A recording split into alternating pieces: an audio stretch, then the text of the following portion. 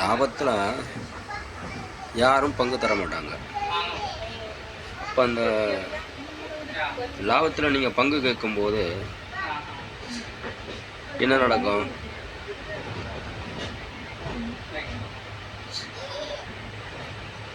பிரச்சனை தான் நடக்கும்.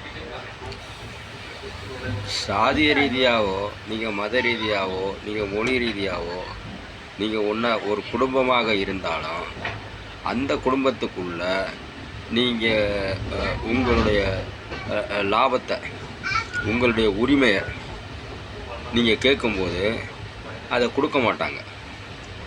அப்படி இருக்கிற பட்சத்தில் ஒரு இனம் அப்படின்னு நம்ம பேசும்போது இனத்துக்கான பெருமைகள் இனத்துக்கான உரிமைகள் அப்படிங்கிறத நம்ம பேசும்போது இதில் சுயநலம்தான் அதிகமாக இருக்கும். இதில் ரவுடிசமும் கட்டப்பஞ்சாயத்தும் வெளியில் இருந்து நமக்கு ஒரு நியாயத்தை செய்யணும், நம்முடைய பிரச்சனைகளை சரி செய்யணும், நம்முடைய தேவைகளை சரி செய்யணும், நம்முடைய உரிமைகளை நிலைநாட்டணும். இது மனித சமுதாயத்தில் எல்லாருக்குமே இருக்கிறது. இப்படி நீங்கள் ஒரு விஷயத்தை நீங்கள் எனக்கு என்னுடைய லாபத்தை கொடு, என்னோடய உரிமையை கொடு, என்னுடைய பழக்கம், என்னுடைய எண்ணங்கள், என்னுடைய சிந்தனைகள், என்னுடைய கருத்துக்கள், என்னுடைய வாழ்வியல் முறை, என்னுடைய சித்தாந்தங்கள், நான் எனக்குள்ளே ஏற்படுத்திக்கிட்டே இருக்கிற கூடிய கொள்கைகள், என்னுடைய வழிகாட்டு முறைகள், நான் யாரெல்லாம் பின்பற்ற வேண்டும் என்று நினைக்கிறேனோ உலகம் முழுவதும் நான் இந்தந்த மாதிரியான ஒரு வாழ்வியல் முறைகளை இந்த மாதிரியான, குறிப்பாக சொல்ல வேண்டுமெனில் அது கம்யூனிஸ்ட் தலைவர்களாகவும் இருக்கலாம், ஜனநாயக தலைவர்களாகவும் இருக்கலாம், இஸ்லாமிய தலைவர்களாக இருக்கலாம், வெளி மாநிலங்களில் வெளிநாடுகளில். ஸோ என்னுடைய கருத்துக்கள், என்னுடைய சிந்தனைகள், என்னுடைய வாழ்வியல் முறைகள் நான் ஒப்புக்கொள்ளப்பட்டது, நான் ஏற்றுக்கொள்ளப்பட்டது. எனக்கு பின்வரும் சந்ததிகள் இதை கட்டாயம் செய்ய வேண்டும், இவர்களோட துணை எனக்கு இருக்க வேண்டும். கடந்த காலங்களில் அந்த உரிமைகள் நிலைநாட்டப்படவில்லை. வரலாற்றிலே உரிமைகள் மறுக்கப்பட்டுள்ளது, திருடப்பட்டு உள்ளது, தடுக்கப்பட்டுள்ளது, கெடுக்கப்பட்டுள்ளது, அழிக்கப்பட்டுள்ளது. சுயநலம், காரணம் சுயநலம். இதுவே நாம் அந்நியர்களின் படையெடுப்பு நமது குடும்பத்திற்கு உள்ளே நுழைந்து விட்டதாக தான் வரலாற்று சம்பவங்கள் நமக்கு நினைவுபடுத்துகிறது.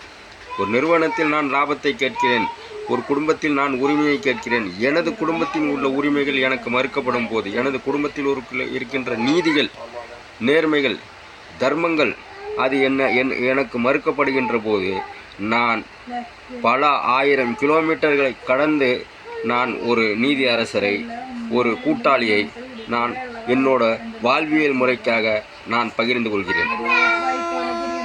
இது இப்படி ஏற்படுத்தப்பட்டதுதான் இந்திய அரசியலமைப்பு சட்டம். இது இன்று உலகளாவிய அளவில் விஸ்தரிக்கப்பட்டு சர்வதேச சட்டம், சர்வதேச மனித உரிமைகள், சர்வதேச பாராளுமன்றம், ஒரு உலகம் ஒரு அரசாங்கம், இந்த காலத்தை நோக்கி நாம் நகர்ந்து கொண்டிருக்கிறோம்.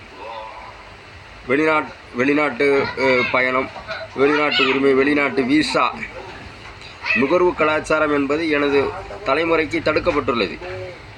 எனது உரிமைகள் மறுக்கப்படுகிறது. எனது லாபத்தை கொடுப்பதற்கு அவர்களுக்கு மனமில்லை.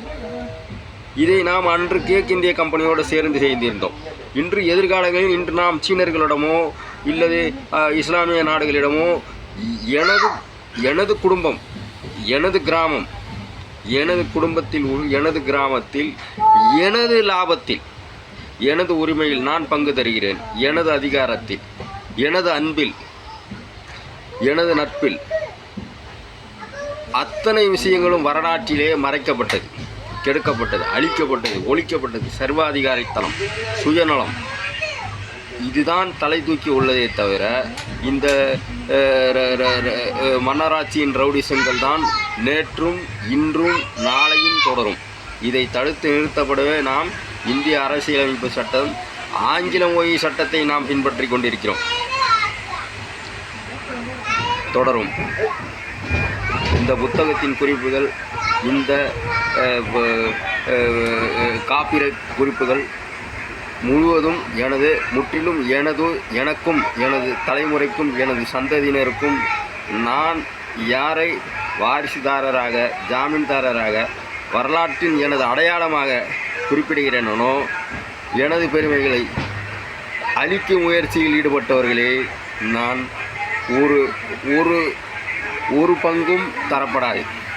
இதுவே லாபத்தில் பங்கு தருவது. இந்த லாபத்தில் பங்கு என்பது இந்த பேச்சுவார்த்தைகளுக்கு அப்பாற்பட்டதாக முடிந்து போய்விட்டது. ஏனெனில் எனது மொழி எனக்கு துரோகிகள் செய்து விட்டார்கள். எனது ஆட்சியிலும் அதிகாரத்திலும் இருந்தவர்கள் துரோகிகளாக மாறியிருக்கிறார்கள். இது வரலாற்று காலம் தொட்டு முதற்கொண்டு நாம் நடந்து கொண்டிருக்கிறது. அது இலங்கை தமிழராக இருந்தால் சரி, தமிழக தமிழராக. எனது குடும்பத்தில் எனது உரிமையில் லாபத்தில் பங்கு தருவது என எனக்கு மறுக்கப்பட்டுள்ளது. அநீதி இழைக்கப்பட்டுள்ளது.